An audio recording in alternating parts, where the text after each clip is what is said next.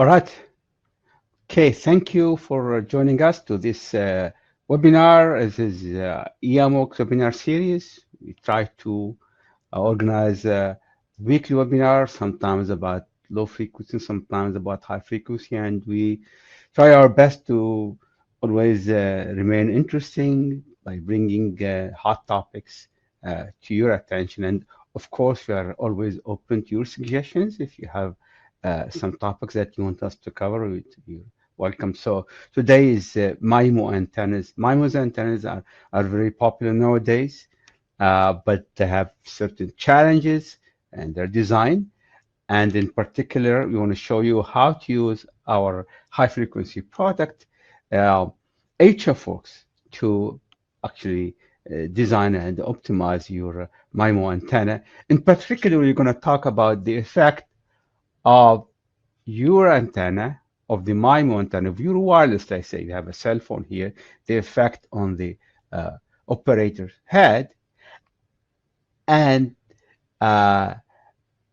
likewise, the effect of the head on the antenna performance. So, okay, so this is a quick overview about today's presentation. Okay, so of course, all of you antenna people know the MIMO, and they have becoming mainstream nowadays compared to multiple input, single output, and single input, multiple output antennas that played a major role in the 3G, 4G, LTE, and now in the 5G technologies. And as you know, there are so many applications for MIMO antennas, being smartphones, laptop, Internet of Things devices, wireless infrastructure, and so on and so forth. All right.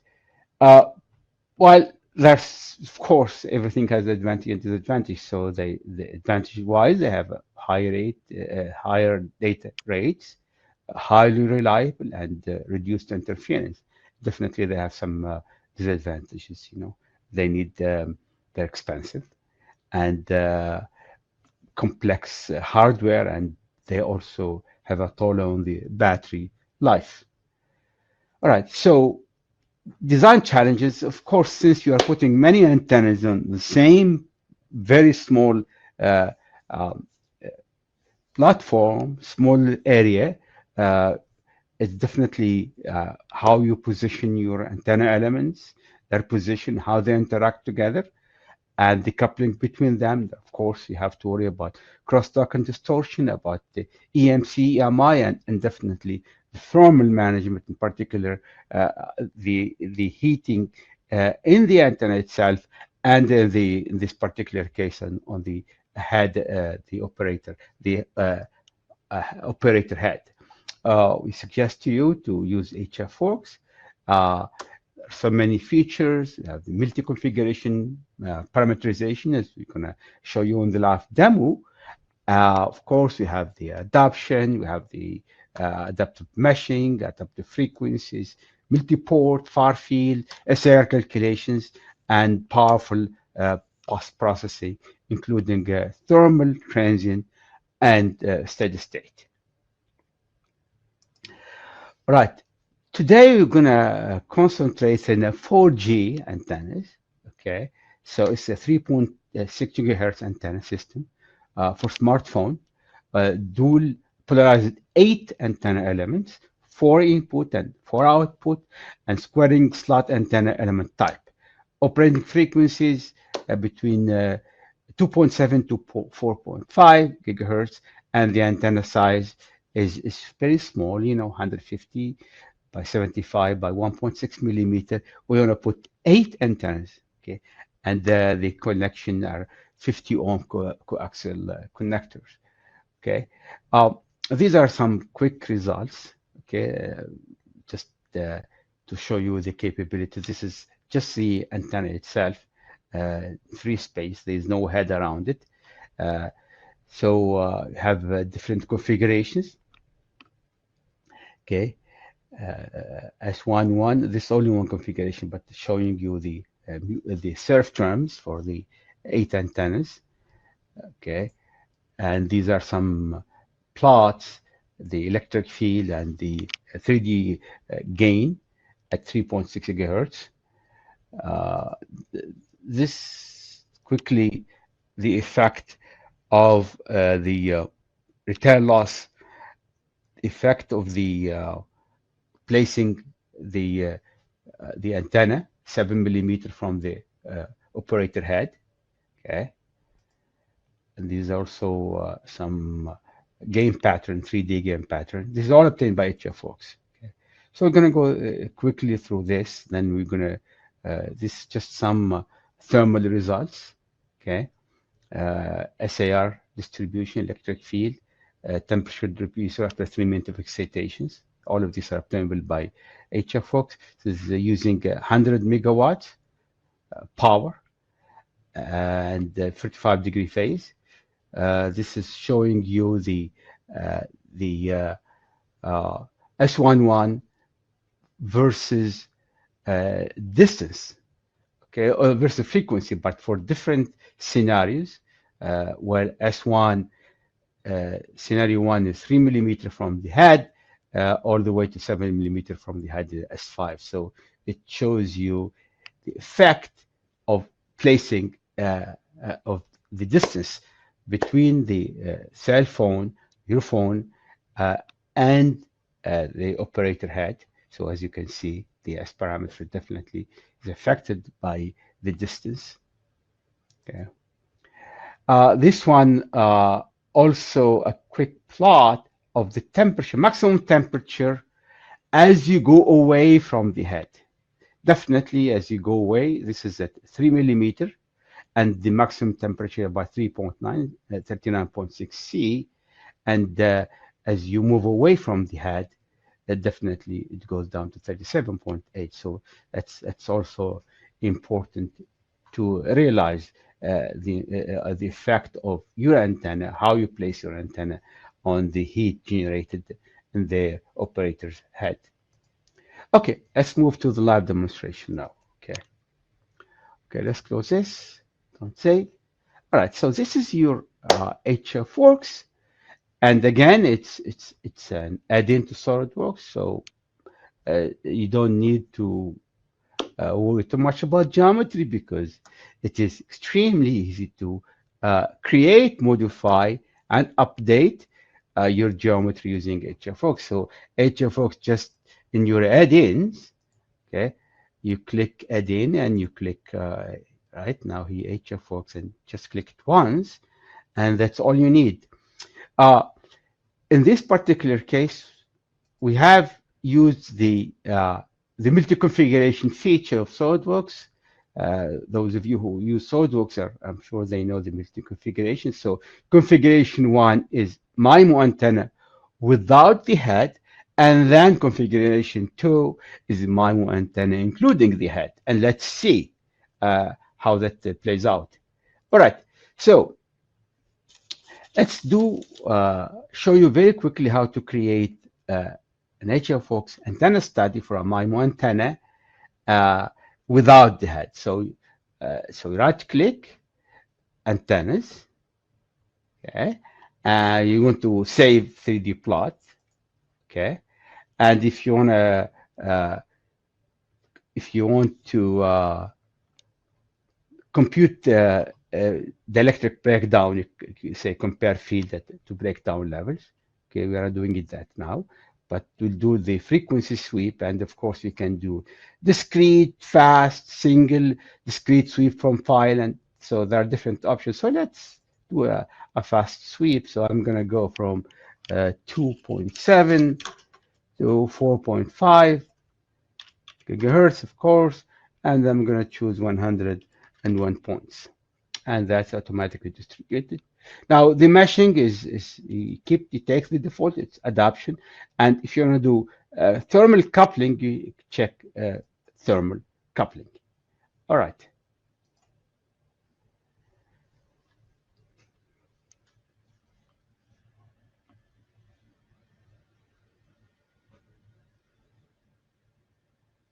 Okay, there are a couple of questions here. I'm going to answer them. Okay.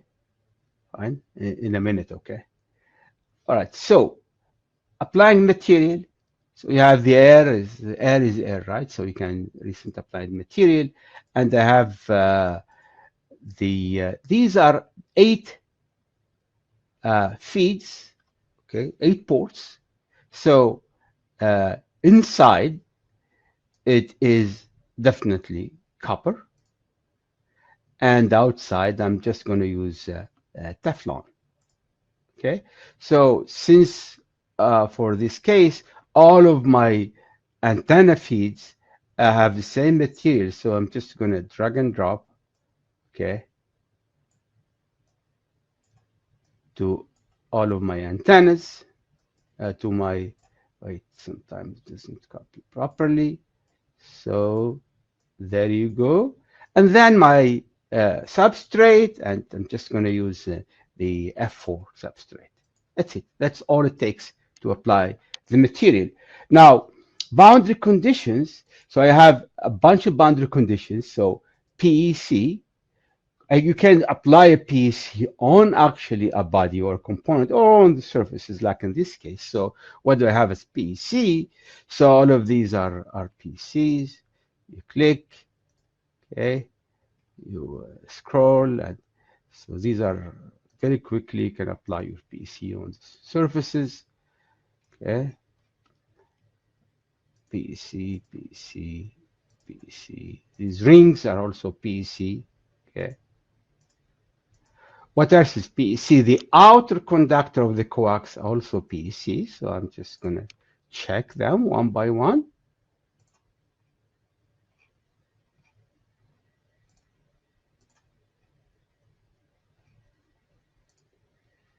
Okay. And also from the other side, all of these are PECs, okay. And of course, you see here, there's dielectric, okay. So if you want to do symbols, you can choose the color of your symbols, and you can show the symbols, okay, just cosmetics, just to make sure that you applied it correctly. So now I applied all of my PECs, okay. Now you may ask, what about the inner coax, okay? The inner coaxial, we chose to apply them to the material, so they are copper, okay? So the inner coax are copper, so you don't need to apply it. They're what is called implicit boundary condition. All right, now let's do the port. So we have 8 ports, okay? So very simple, you click on this face, that's your port, okay? And then you do the rest of the ports. As you can see, it is really very easy, okay? There's no hidden, no pop-ups. It's just everything. You see, this is of course, SolidWorks interface philosophy and standard. That's why we are gold standard. We are gold certified because we really follow SolidWorks gold standard. So we can apply the rest of the ports. All right, so the meshing is automatic, so you don't need to worry about it. So let's just go straight and analyze some results. So once it's done solving, you have a lot of results, okay? Okay, so in this case, I did not do any coupling to thermal, but in the next study, I'm going to show you the results coupling to thermal. So first set of results are the circuit parameter results, or the S11 S parameter. So for all frequencies, this is a center frequency 3.6, but at any other frequency, center frequency, the one in red, it means you solve it at that frequency because it is a fast frequency sweep. So 8 ports, so 8 by 8, and you can see your S matrix, different formats, as you can expect, renormalized, impedance matrix, admittance matrix, ports results. We have 8 ports, the gamma, lambda, epsilon effective, and impedances, and as you can see, this is all 50 ohm impedance.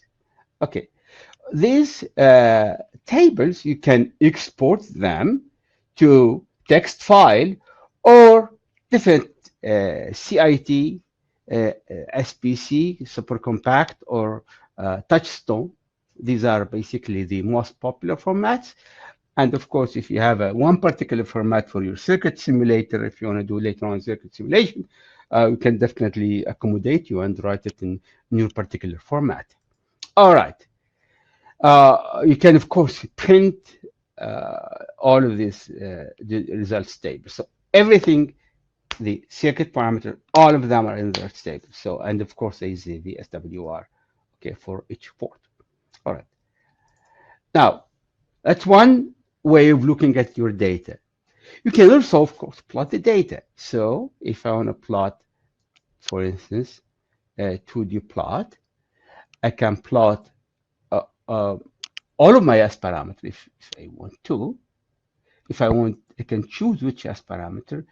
These are all circuit parameters. Anything I've shown you in the results table are plottable and the 2D type of plot, or Smith chart later on I'm going to show you. So you can choose, of course, different formats and the S parameter. So if I want to do all of them, I can do all of them. I say all, add, and there you go. Okay, so showing you all of your S parameter. Okay, all right. You can also do a Smith type plot. Suppose I want to do S11. Okay, I can do it on. If you are a depends if you are a microwave guy or a digital guy. Microwave people, they like everything a Smith chart type of plot. That's everything for them. It makes sense on Smith chart. The digital people, they prefer the XY type of plot. So it's your call. Of course, the data there and what you expect from 2D plot nowadays is, of course, you can export the data, you can export the plot, you can save it, you can do everything. It's just a complete 2D plot, whether in the 2D XY type plot or Smith chart. All right. What other results we can look? Of course, you can look at the field data, and it's of course color coded with blue is the minimum and the red is the maximum. And of course there are different type of plot. You can do 2D, fringe, vector. Let's just do vector maybe here. Okay, and you can decide, by the way, which ports you want to excite. This is only port 1 excited. If suppose I want to have port 2 excited as well. Okay, there you go. If I want to say port 8 excited, okay, and a straight sum. So what it does a straight sum. Okay, I can any one of these plots I can animate if I want to look fancy. Okay, so this is going to animate for me. Okay.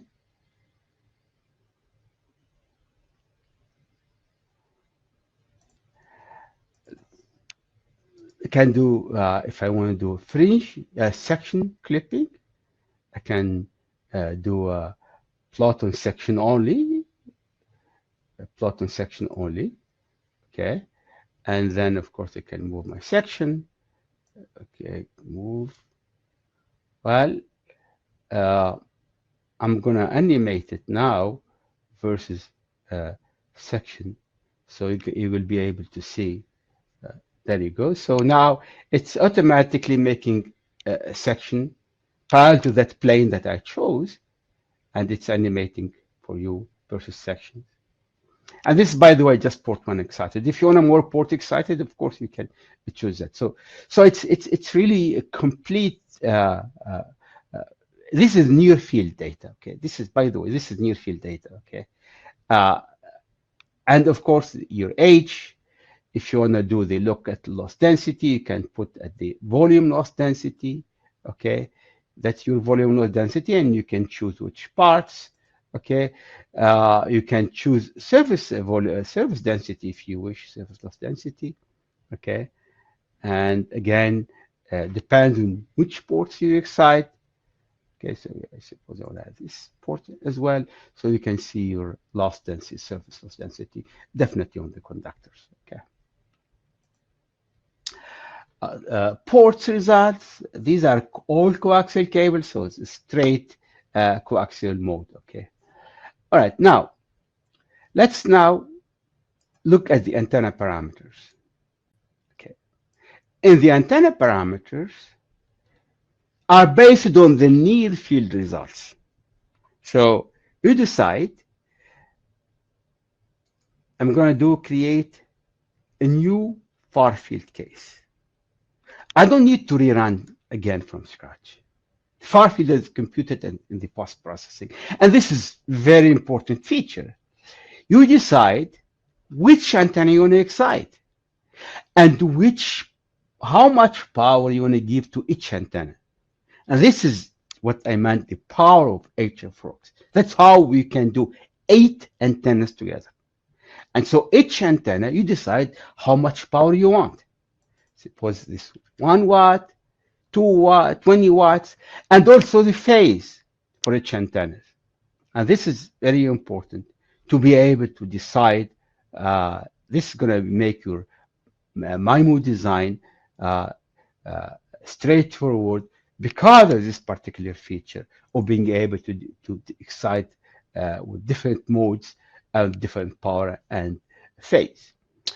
In the far field, it depends, how fine you want it. This state, of course, go from 0 to 180, but step, you decide on the step.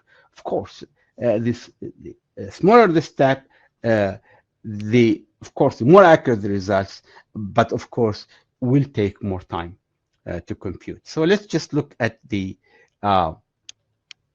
at some of the existing results. Okay, results table. This is your antenna parameters.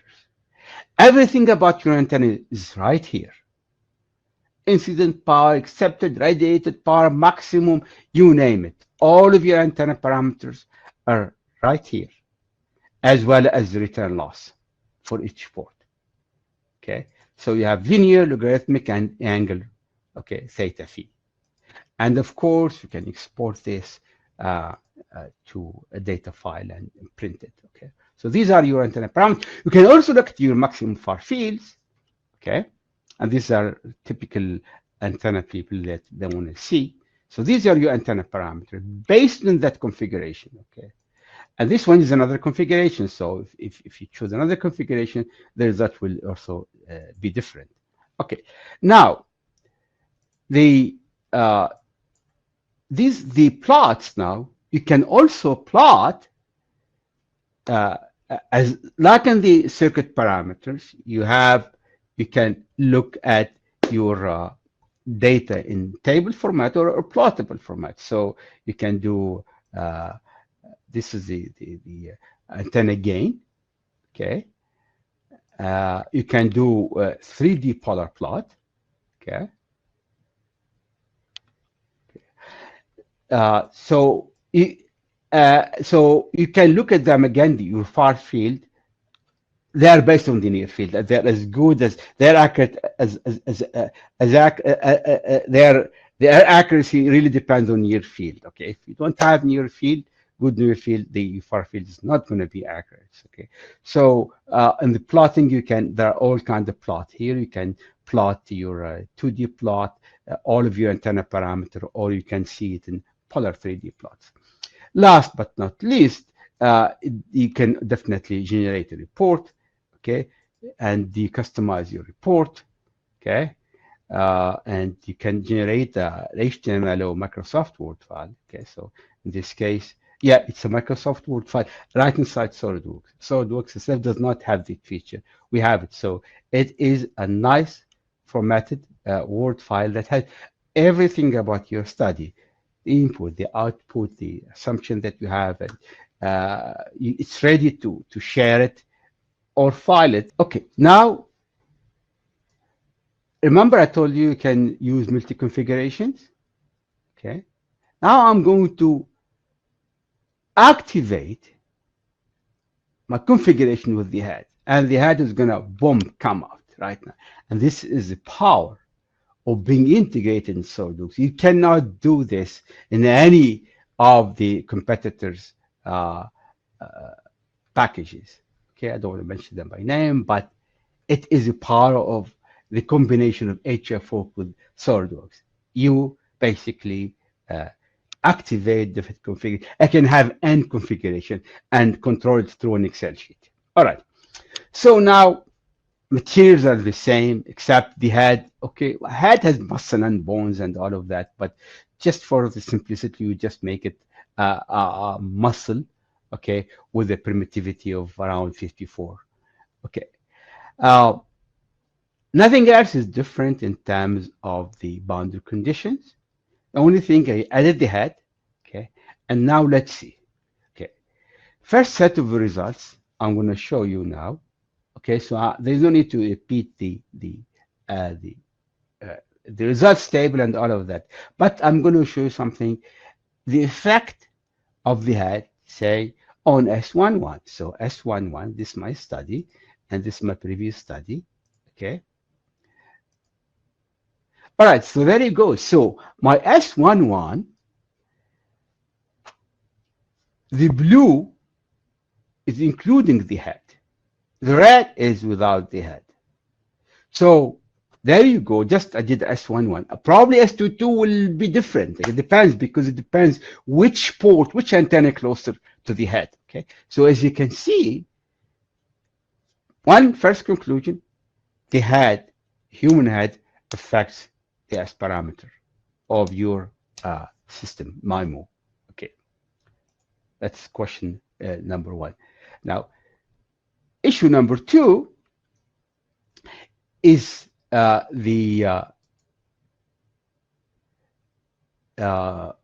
do a polar plot, okay, I'm going to do, say, dB.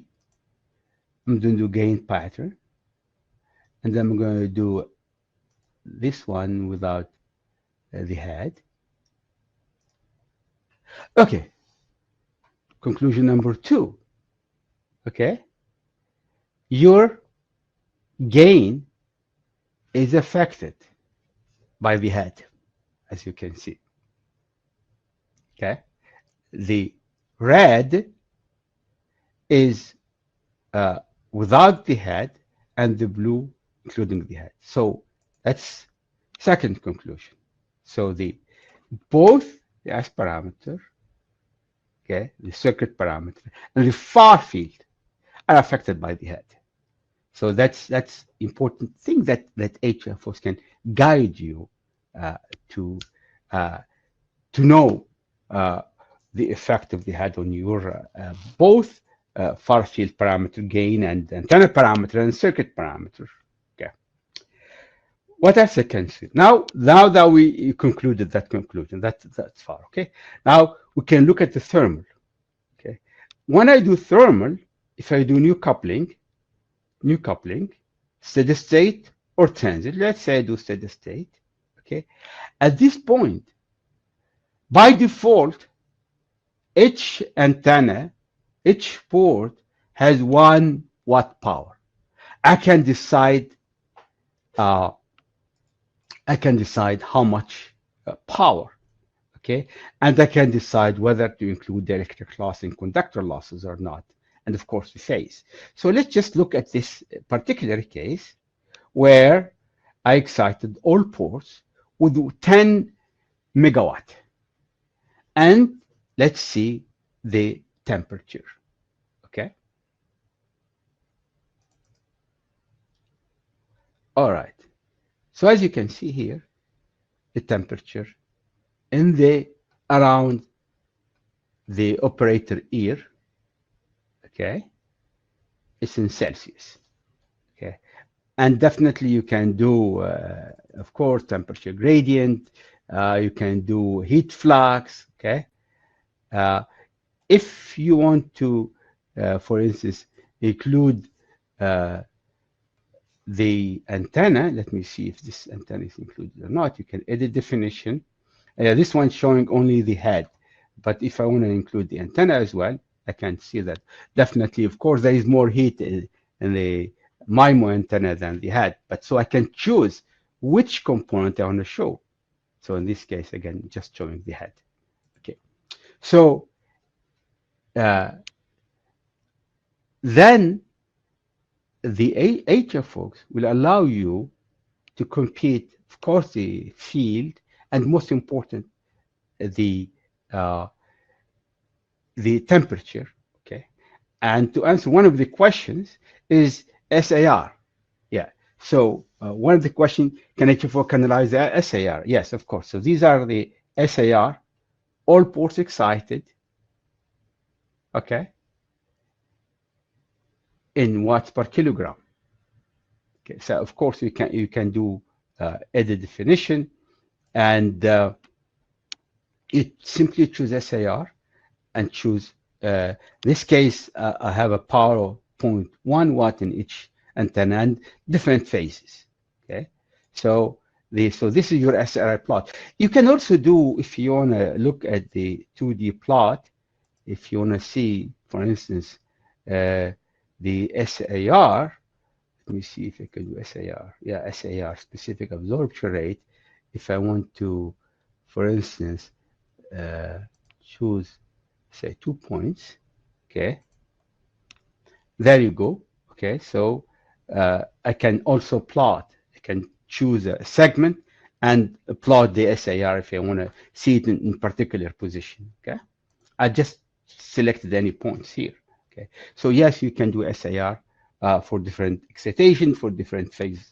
Okay, uh, so so conclusion number 2 is the antenna has an effect on the head, terms of SAR, terms of temperature, terms of electric field, that also HFOs allows you to do such this analysis. Okay. All right. Now, a third study I want to show you is a parametric study. So HFWorks gives you parametric analysis, and D is the distance from this distance here. Okay, if I want to do if I want to do views, no, not this. Yeah, okay, this is this distance.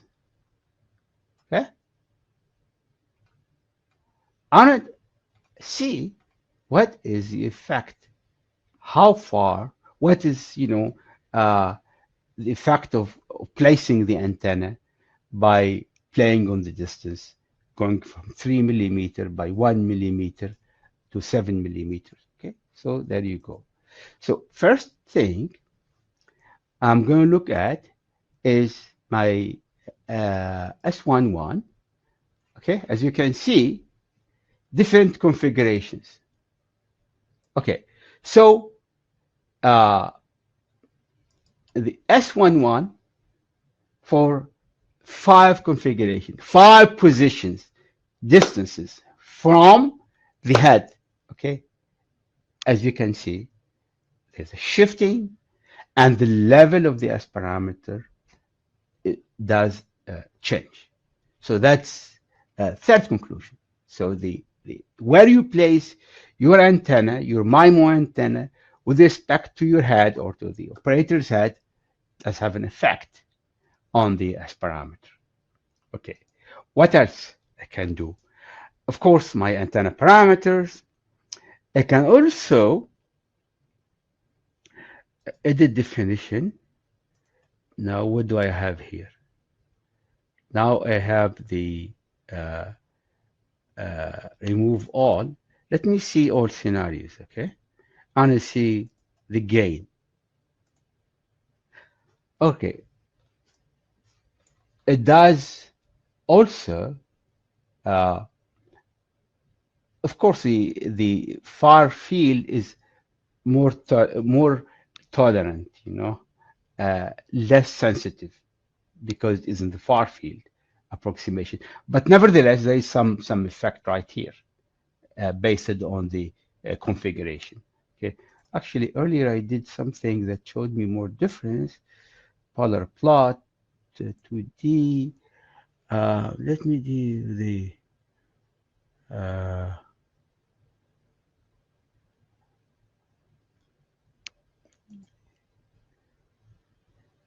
yeah, Okay, oh yeah, I know why, because that's in I did that in linear plot. I want a dB plot. Okay, move on. I'm gonna do all scenarios. Add. Okay, if I do the dB plot, okay, you can see uh, the side lobes. There's some differences. It's not a lot, but there is some difference based depending on the position of your hand, or the phone uh, on the head. So the head does affect the far field. Okay, how far it depends. Okay, so both as parameter and the far field, they do depend on the position of your antenna. So does the temperature. So scenario one, I'm at 3 millimeter. So my maximum temperature is 39.3 C, and scenario 5, I'm at 7 millimeter. So as you can expect, the closer you bring your phone to your head, the higher is the temperature in your head. Okay, I think I have spoken enough. These are basically some of the features of HFWorks. I didn't show you everything. I invite you to try the software and to really witness and experience the power of HFWorks, okay, for designing your different antennas. And especially, again, being in SolidWorks is really a blessing, because modifying, if I want to modify anything, just there's no need to import or export. I just click on the HFWorks tab, and it is, of course, it is parametric. I can change anything, and by clicking here, I'm right there. There is no export, there is no import, there is no mess. Okay, all right. So let's see how effective let me ask you some questions. How effective HFWorks MIMO system in body-worn application? Definitely, I mean, you can wherever. I mean, it's finite element, and you definitely can use it for body-worn application. There's nothing that is going to limit you. So of course you can do this. SIR, I showed it. Does HFWorks use library of organs such as eye, etc.? Let me see. Good question. Do I have let's see, we go to where is it? Material browser. Biological materials. Yeah, okay, yeah. We have blood, yeah, fat, heart, muscle, liver, lung, muscle, dry skin. Yeah, I have a lot of, as you call it, library of organs. Yes, so yes, we do have a library of organs. Actually, it's good you asked it. Actually, I didn't know about it. Okay. Can you tie the antenna to a beamforming network where you are given its S parameters? Can you tie? This one, I don't know how to answer. I'm going to get back to you on this. Okay.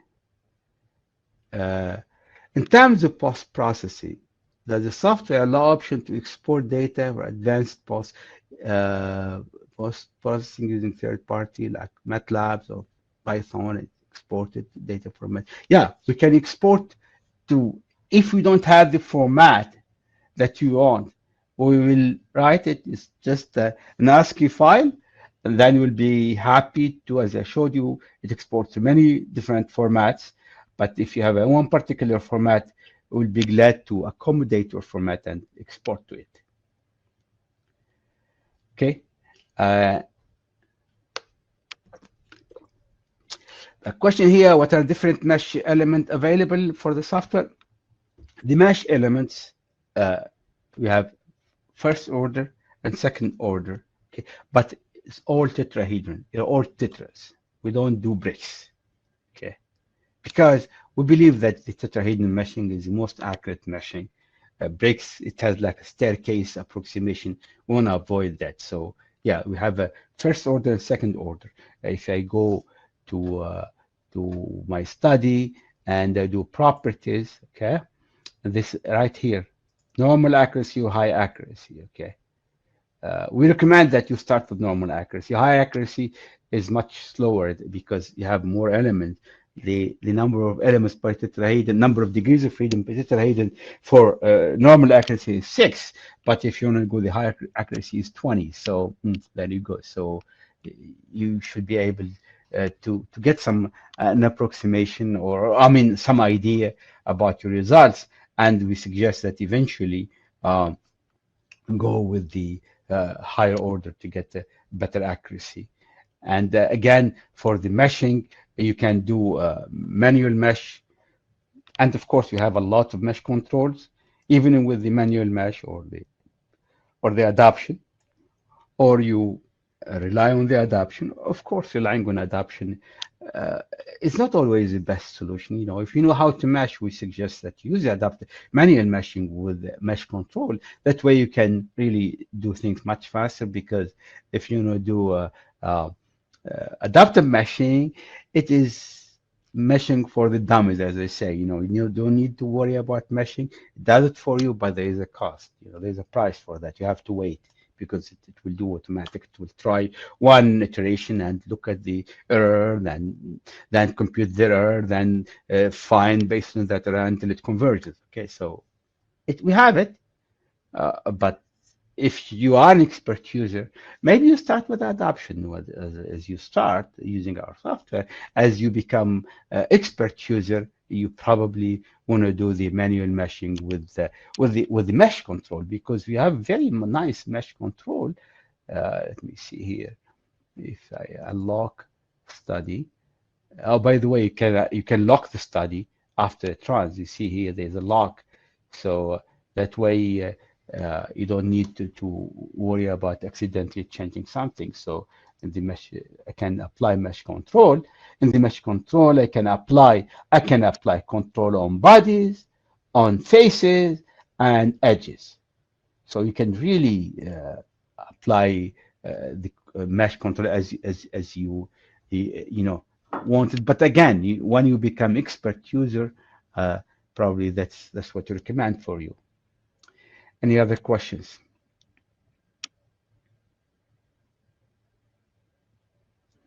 Okay, if you don't have any more questions, I would like to thank each one of you for attending this webinar, and hope to see you in future webinars. Next week, we're going to have a webinar about wireless power transfer for that uses both what they call information or high frequency transfer and low frequency for power and for high frequency transformation. Yeah, uh, transportation. Okay, so hope to see you. And if you have any questions, one particular question that I couldn't answer, I think the person who asked it.